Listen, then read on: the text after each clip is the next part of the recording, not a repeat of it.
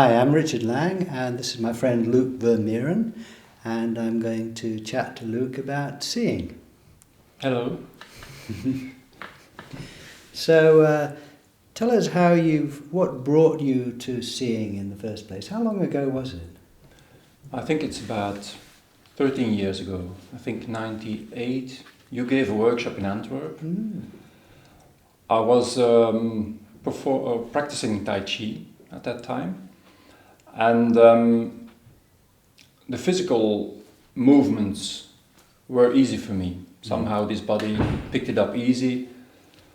But I noticed that my mind didn't follow the movement. So when I practiced my Tai Chi, I would find myself in some position and think, no, I did something wrong somewhere along the movement, but I didn't remember when because my mind was wandering off. Something wasn't quite right. Yes. And so I thought I have to find a way to train my mind, to focus. And I was looking into meditation a bit. And then I saw an announcement of a workshop, The Headless Way.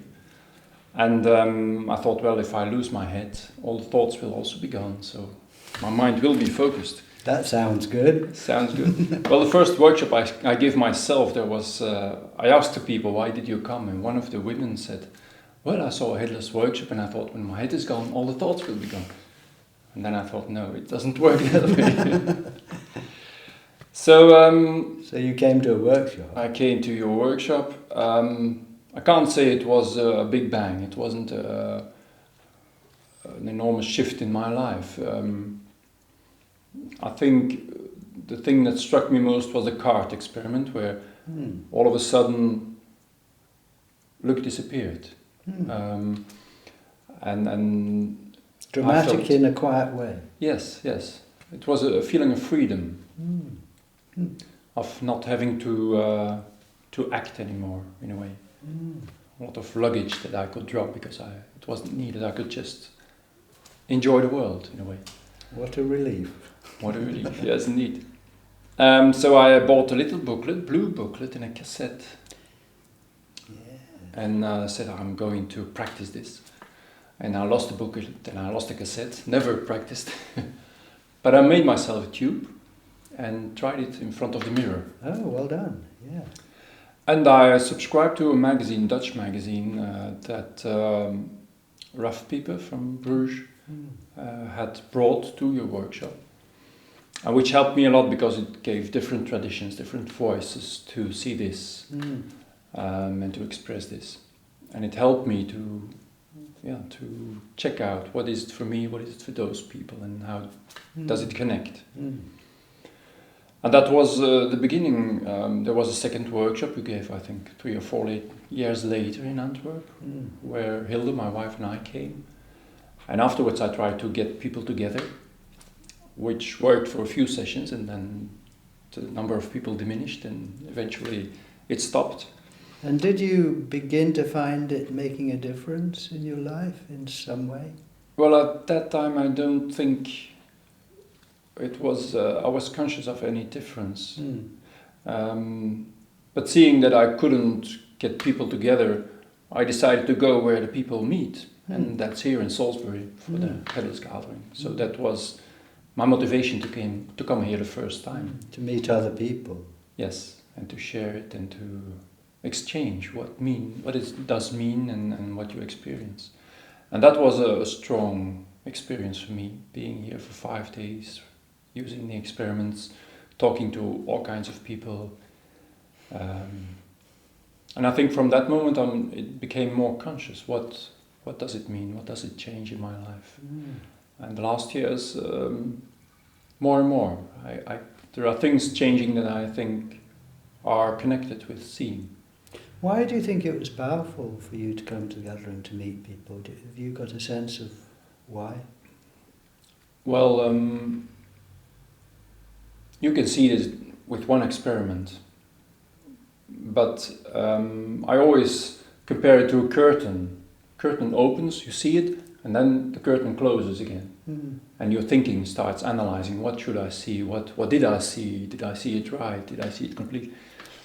And being here for several days with people that don't need any explanation, If I talk about here, they know what I'm talking about. Right. So you have a very direct communication about something you can't talk about in a way. So you hear people tell their experience and their doubts and their questions. And this exchange makes me more aware of how I experience it and what it means to me. So I hear myself explain something and I think, yes, that's it. You hear yourself Yeah. through your own mouth and through other mouths. Yes, yes. And in what kinds of ways do you think it's deepening in your life these days? I think one aspect is that I enjoy the world, whatever happens. People usually complain when it rains, but rain can be beautiful, and seeing the drops fall off the leaves can be a beautiful sight. So rain and the sound of the rain. So I don't have these classes anymore of what I like and what I dislike. I still have them in a way. But there is always something shining through, which makes me enjoy the world as it is at that moment. And it never rains here. It never rains, it doesn't get wet, even in the shower. And the second aspect is that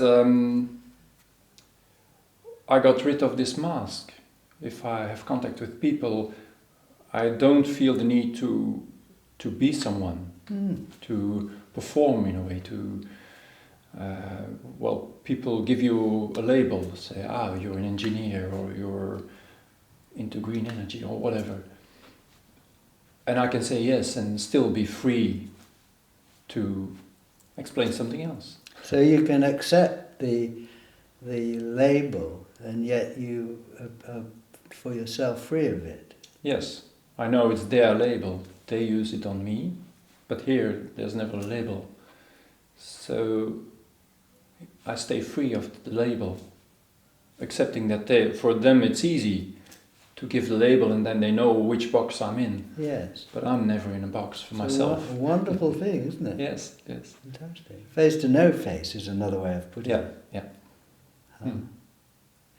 And do you find that it affects you in making decisions? Like I know you've just changed your job fairly recently, and that was quite a big change, I suppose. Does it come into that process at all, or not? Yes.